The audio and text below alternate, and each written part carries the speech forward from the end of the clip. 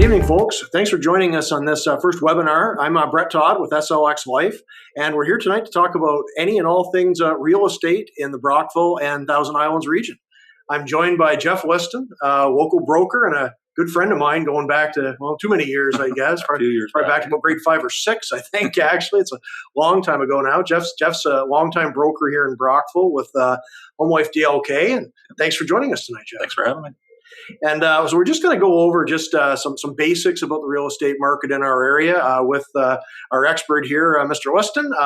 So just start off some basic questions. I mean, all of us here, we know what we've got in the St. Lawrence region. It's a beautiful area, a lot of homes, a lot of varied houses out there in the market. And but if you're not that familiar with the Thousand Islands, like somebody calls you up, and I'm sure you're getting a lot of calls right now with that market being so hot.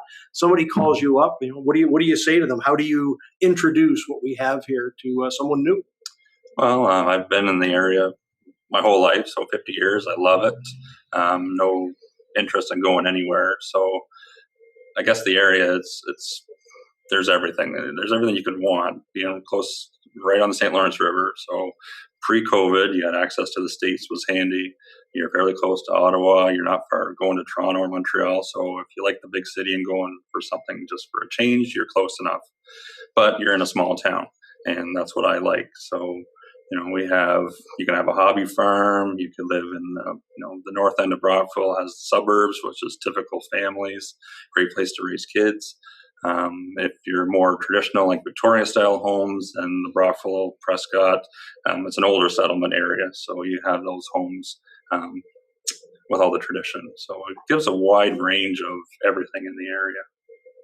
How's COVID affected things? I mean, obviously, it seems to be driving more people out of urban areas, and as you mentioned, there are a lot more options here, like everything from hobby farms to condos and spacious homes that are in urban environments. I mean, you take a look around a city like Brockville, you've got homes with the big backyards and big back decks, which people really enjoyed this summer, and not too many other places to go right now. So nice to have that yard. So how has that affected things with COVID and sort of I'm going to say recovery. Maybe it's a little too early to say recover, but we've definitely moved on from last spring to an extent. Right.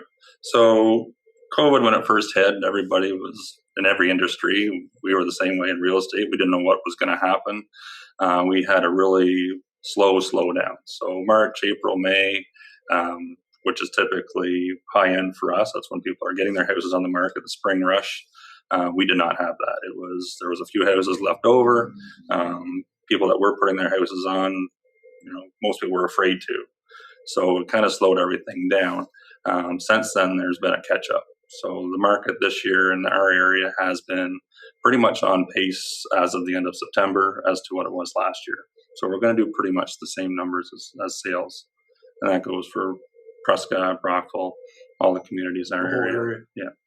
That's really impressive. I've heard that from a couple other realtors I know as well, as how things just died out completely early on, but then it's gotten so hot that it's actually recovered to the point where at the end of the year, it's almost going to look like it's never going to be a normal year, but it's more normal than anybody would have expected if you had this conversation in April. Yeah. So the only thing that's different this year is the number of listings is way down. So going back to, like, say 2016, 2017, we'd have in any given month in Brockville, I'm talking, detached homes, we'd have approximately 100 listings out there. So it gives a lot of opportunity for people to find homes. The last couple of years, it's kind of shrunk that to maybe 50 or so. With COVID, we're averaging 20 to 25 listings. So there's still the same amount of people looking for houses. There's just not enough out there. Yeah. So economic-wise, supply and demand, what happens. Yeah, that's an interesting that the number is down that much. That's because I've heard some ways. I heard some of the opposite. People that were moving on rental properties, for instance, and moving properties that they were maybe thinking about selling 4 or 5 years from now. Investment properties by and large, but some people with their homes as well. I actually would have figured the number would have been a little higher on that. I think there's different theories on that. So yes, I agree with you as far as investors that have maybe had tenanted property for 20 years. Okay, now is the perfect time to get out. We're going to get a bit more money for the house than we would have a couple of years ago. What's the point of waiting 5 years? But I think too, you're getting into that same deal where now you got seniors and maybe they don't want to move. We don't want people coming through our house looking at it, so we're just going to sit tight until COVID passes, and then we'll put our house back on the market. So, there's lots of ups and downs as to why people are listing or not listing. And I guess an attached question to that comes up whenever we talk about COVID and the impact it's had on the housing market and society in general is just working from home. And obviously, that's a big part of what SLX is out there to provide, that concierge service for people looking to move to the area. And we're really trying to capture some of that a remote worker market that is so hot right now. Have you seen real evidence of that? I know of a couple of examples myself, just in the area of people that have moved down here that have the freedom to do so now because they don't have to report into the office 5 days a week. Sometimes it's 1 day a week, sometimes it's not at all. So have you seen that with some of your sales this year? And I wouldn't say directly because of COVID, but yes, that's a trend that's kind of been happening, I think, over time, last few years for sure. And I think this area especially is ideal because you're still not too far to drive to the office if it's in Toronto or Ottawa or whatever, and you can still get there reasonably once a week or once a month, whatever you need to do. But yeah, I think that's evolution where people are making more sense of the smaller towns. It's more affordable. And if you can work from home, why not? Yeah, absolutely. It's definitely the trend of the future. I mean, more and more companies are offering it full time. I mean, one of the big companies in our area, Shopify, of course, has really moved in that direction. I think Microsoft the other day made that a pitch to their employees as well for permanent remote work. IBM was there with remote work a number of years ago, and I think they still have around 3,000 employees in Ottawa. They're all back working from home again. So interesting to see how that trend's developing, and COVID's kind of, you said it's been happening for a while, but it's really been pushed along by the circumstances so far here. You mentioned affordability, and that's something that we touch on occasionally because we do have some price points there that are more amenable to people coming from the cities that maybe want to sell their city home and bank a few bucks. Can you describe what the affordability advantage is here, and what we see for homes and what prices are here compared to cities, and are people coming from the cities because of that, or is it something else? Yeah, I mean, I don't want to say Brockville area is a retirement area, but I think it's a great place to retire. So if you have $1 million house in Toronto, Vancouver, wherever, you're coming here. Our average price point now for a typical North End home, you're getting around the 300,000 mark. So if you compare that to the big cities, here in Brockville, you're in Brockville, North End. Yeah. What about out in the more rural areas? Probably the same. Yeah, it depends what you're getting. So if you get a couple acres or 10 acres, obviously that adds to the price point. But yeah, between 250 and 350 is pretty commonplace still. Yeah, that's and it's something we always want to be. We've talked about that even internally here with SLX, and we don't want to market solely on price because it varies so much from family to family, from person to person. But there are some competitive advantages that we do have down here as well now, and the overall cost of living can be a little cheaper as well, and there are other quality of life matters. I mean, one that we've heard is access to services. Where you might be in a 6-month or even a 1 or 2 year waiting list for something like childcare in an Ottawa or Toronto. Here, it's not exactly nothing's instant anywhere, but it's definitely more amenable, and you can get into those services. Have you heard from people that what's the reaction of people that have moved to the area, or people that are looking in regards to services? How are we? It seems like we're awfully competitive there as well. Yeah, I don't see any issues with that. I mean, being from the area, your realtors, whoever you're working with, should be able to help you.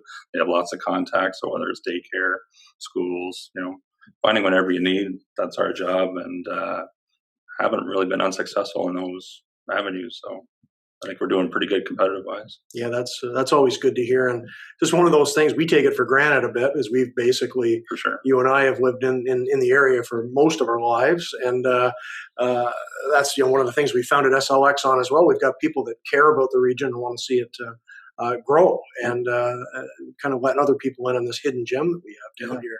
Come join us. Yeah, absolutely. So I guess the other thing would be to sum it up for people after they move here, and you've obviously dealt with a lot of people that have moved to our area from outside, whether it's Ottawa, urban, Toronto, wherever else. What's the general take on people? Is it as nice here as we think it is? What's the general assessment when you bring somebody down here and sell them a home that's moved a couple hundred miles or just doesn't know the area that well? What do they tell you after they've been here a while? Most of them try to get their friends to come here. So I think they love it. There's so much to offer between the lakes. I mean, if you're into sports, like I said, traveling, you're not too far from everything. There's so much that this area offers, and I think most people that come to this area and realize how affordable it is, there is to offer, they're telling their friends and family, hey, come check out Brockville. Yeah, and the area, not just Brockville. That's something great to hear. Then I've heard that in the area as well. People that move down here, and next thing you know, they've got half their family here. Yeah. Sometimes that's not a good thing. Sometimes people will move to escape their in-laws. So your mileage may vary on that one, but it is really nice how many people do recommend this region once they move down here and experience it for themselves. Definitely. And one of those amenities as well. I mean, the outdoor lifestyle down here is fantastic. The river goes without saying. Jeff, you're a big golfer. I mean, what would you say to people that like those outdoor sports in the summertime? What do they have to look forward to here? Golf's fantastic here. Brockville has their country club. There's a couple other small courses, but within the area, we just played Belleville yesterday, actually, and very affordable. So I played some of the courses in Toronto where you're $200 a pop. Down this area, you can get $75 for a round. It's very reasonable and high quality courses. Like people just don't know until they experience it. But besides golf, I mean, if you like lakes, there's small lakes, there's big lakes. Charleston's a big lake. There's a lot of smaller ones. There's lots of guys will buy cottages in the area, very affordable as well. So if you want to just get out of the big city of Brockville and go to the cottage, you're a half-hour drive or less to cottages, which is very handy. And that's one thing I like about being in this area is that you're home within 10 minutes, from wherever you're going. So traffic jam in Brockville is 6 cars. That's right. So that's always good to. So we are open up to questions. If anyone has any comments or questions for us tonight, I'm here with Jeff Liston, local real estate broker. So I understand we do have a question coming up now. Yes, thank you. Our first question is from Gail. Gail's asking about new homes and the number of subdivisions in the area being built. There's a couple in the north end that are currently, they've been developing the subdivisions. There's a good tract of land there. But yeah, there are different, I'm going to say 4 or 5 subdivisions that are kind of on the go. They're not like 20 or 50 houses going up in 1 year, but there's enough to meet the demand that's out there. Yeah, that's it is interesting how that has been developing. We're seeing a little more coming down the 416 from Ottawa all the time. Probably not as quick as any of us would like in terms of growth, but it definitely is happening. And I think it's picked up quite a bit this year as well. There's definitely a lot of subdivisions in the planning stages, in addition to what Jeff mentioned too, in both Brockville and in a little more of the smaller communities, and even some of the rural areas as well, connected to the larger urban centers around here. We have another question from Ken, and Ken's asking if there are any bidding wars. Definitely. Yeah, it's but the demand is just not there. We do hold back offers typically, just to give everyone a chance to get there. It does help the seller to get their top dollar for sure. It also gives the opportunity for the buyers to go and see the property versus taking the first offer that comes in the first night. So bidding wars are pretty commonplace. They are still going. We were into bidding wars last year as well, so it's not just a COVID deal. It's just a lack of inventory for quality homes. That being said, we're right into October now, and yes, for typical family homes, so anywhere from the $200,000 mark up to probably almost 4, highly likely you're going to be in a bidding war. And along with that, we have Peter asking, I'm thinking of moving there and would look to rent first before buying in the 2 or 3 bedroom house rental market. Will I be able to find anything? Tough. It's tough right now, to be quite honest with you. The demand is there as well. That being said, all my buyers, guys, I've had a few buyers that went through the same sort of scenario. They wanted to either downsize, upsize, whatever the case might be.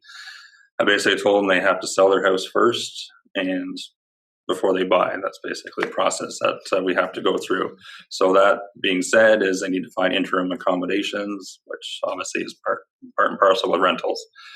That being said, everybody has kind of found their place. So yes, is it difficult? Yes, but knock on wood, all my guys that I've worked with have found something this year. So we have Jim asking, what's the accessibility to public transportation, specifically trains and international airports? So Brothel itself has its own public transit bus system. As far as getting on train, the trains go right through Prescott, Brothel, up and down, goes to Ottawa. Ottawa is the closest major airport. Once the borders open up, Ogdensburg has its own little airport as well, just across the border. That's all the questions I have for right now. Yeah, Ogdensburg that is something that's come up quite a bit. People have asked about that airport access, and Ogdensburg, of course, has expanded. Isn't doing Canadians much good right now, but they did expand their service and added a lot of flights just in the last year or so with all that demand from Ottawa. So we're actually we're a pretty good transportation hub for the area, right on the main rail line with stops in Brockville. 24/7, and of course 401 going right by as well, and the airport in Ogdensburg. The other good part of that is everything's right there. There's no big parking delays. You're not parking a mile from the airport as well. So the service is right there. And if you're flying to a destination in the U.S., of course, you cut back a lot of your customs time. So everyone I've heard that has used it has really recommended it. So when that border opens up again, I think that'll be another big asset for us. Definitely. Okay, so we've tackled a few questions tonight, and great to have Jeff with us. And again, it's Jeff Liston, a broker here in town with Home Life DLK. Contact him for any of your housing needs, and contact us for any of your relocation needs. I'm Brett Todd with SLX. We are here to provide any services for relocation into the Brockville and St. Lawrence River, Thousand Islands region. I'm at brett@slxlife.com. You can contact me anytime. We're happy to help you with all your needs and to help you out with real estate purchases, rentals, whatever you need to experience this beautiful area we all call home for yourself. Hopefully, we'll be able to call you a neighbor at some point. Take care, and thanks a lot for watching tonight.